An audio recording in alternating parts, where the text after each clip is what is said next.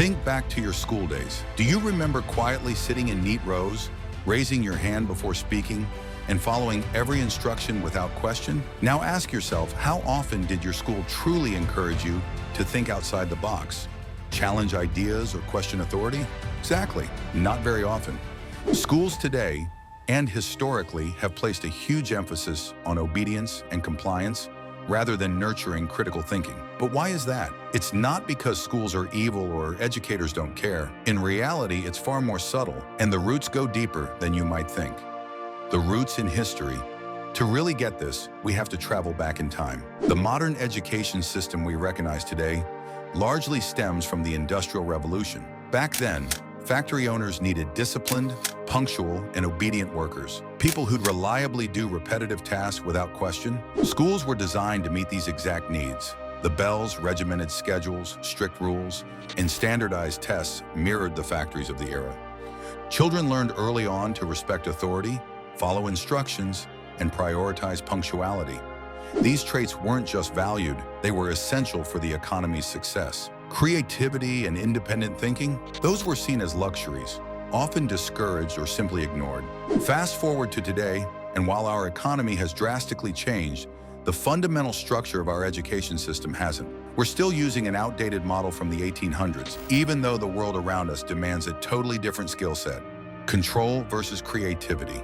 Another big reason schools lean toward obedience is simple: control. Let's face it, managing classrooms filled with curious, questioning minds can be tough. Teachers have limited time, tight schedules, and a set curriculum to stick to. Encouraging open discussion or letting students explore their own ideas sounds great, but it often means slowing things down or going off track. Obedience keeps things neat. It helps teachers get through the material on time. It's easier to manage a quiet classroom than one full of debates and questions. So, order wins. Creativity takes the back seat. The problem is, learning isn't always neat. Real learning is messy. It involves asking questions, making mistakes, and trying new ideas. When students don't get space to think for themselves, school starts to feel like a chore. They're less excited, less curious. Over time, they just go through the motions. And teachers feel it too. Many want to encourage creativity but are stuck in a system that doesn't give them room to try. If schools valued imagination as much as they value obedience, classrooms could feel alive, with energy, ideas, and real engagement. That kind of learning stays with you. But there's something else that drives this need for order, and it goes beyond classroom control. It's something baked into the system itself. Testing and standardization pressure. Standardized tests, they're everywhere from early grades all the way through high school. These tests are supposed to measure learning, but they often do the opposite. They measure how well students can memorize facts, follow patterns, and stick to formulas. Schools are under huge pressure to get good test scores. It affects funding, rankings, and public perception. Sometimes even a teacher's job security depends on how well their students do. So naturally, everything starts revolving around the test. Lessons become test prep. Creativity gets pushed aside. Students don't get to explore topics in depth. They're taught what's likely to come up, and that's it. Over time, students learn that school isn't about understanding. It's about scoring. They focus on what gets points, not what makes sense. They stop thinking for themselves and start thinking about what the system wants from them. It also teaches them to fear mistakes. One wrong answer can bring your grade down. So students play it safe. They memorize, repeat, and avoid taking risks. That kills curiosity. And when curiosity dies, learning becomes just another task to survive. Even teachers who want to go beyond the test often can't. They have deadlines, data to submit, and benchmarks to meet. There's barely time to stop and ask, are my students really understanding this? It becomes a numbers game, not a learning journey. The saddest part? Some students are amazing thinkers. They have wild ideas, big questions, and creative ways of seeing the world, but they don't always test well.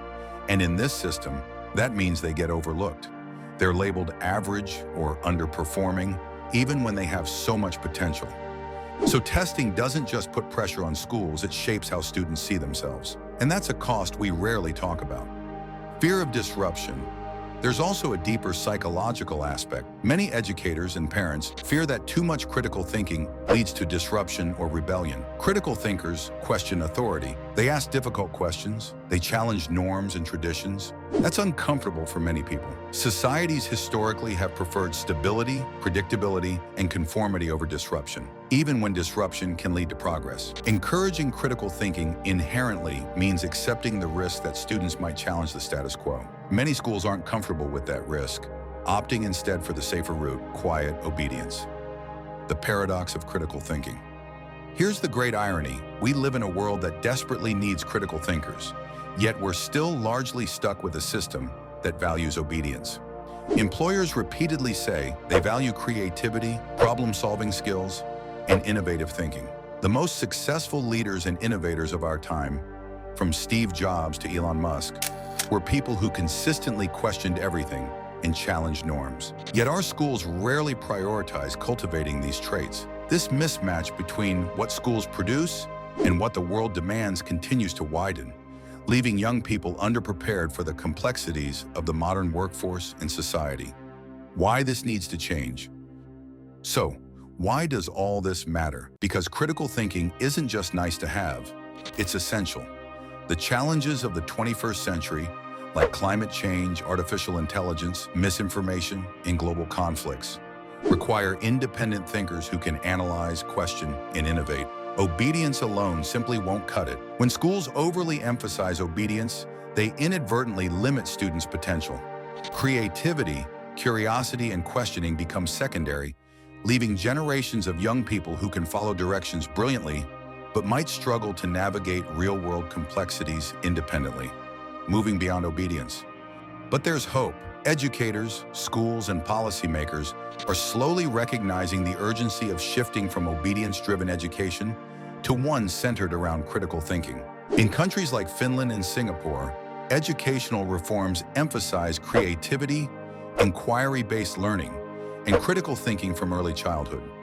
Students are encouraged to question, debate, and actively participate rather than passively absorbing information. Innovative schools across the globe are demonstrating what education could look like if we place equal, if not greater, emphasis on critical thinking as we do on obedience. These models aren't chaotic. They're vibrant and dynamic, with students who genuinely love learning because it's engaging and meaningful. What can be done? So how do we change? First, schools need flexibility. Less emphasis on rigid curriculums and standardized tests would free up teachers to explore subjects deeply, encouraging open-ended questions, debates, and experiments. Teacher training also needs a makeover. Educators should be equipped with skills to foster dialogue, manage constructive disagreements, and encourage exploration. Training should emphasize student-centered approaches where learners actively engage rather than passively receive information. Moreover, schools and parents need to embrace discomfort. Critical thinking means accepting uncertainty, ambiguity, and risk.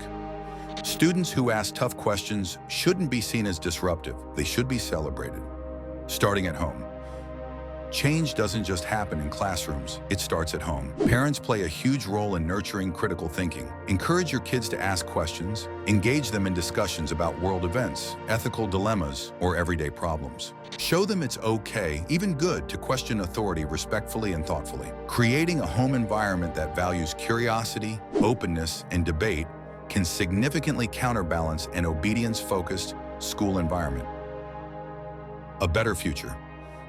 For a minute, think of a school system where obedience isn't the primary goal, where students are encouraged to challenge ideas, explore boldly, and think independently. We'd have classrooms buzzing with creativity, discussions filled with fresh perspectives, and graduates genuinely ready to navigate the complexities of our world. It's not just possible, it's essential. The future depends on it. So whenever you are tempted to tell a student or your child to just follow instructions, pause. Consider the bigger picture. Is obedience the ultimate lesson we want them to learn? Or should we encourage something more meaningful and more powerful? Maybe it's time we start choosing critical thinking over mere obedience. After all, questioning is how we learn, how we innovate, and ultimately, how we progress. Let's encourage curiosity. Let's celebrate questioning. Let's embrace critical thinking, because our future truly depends on it.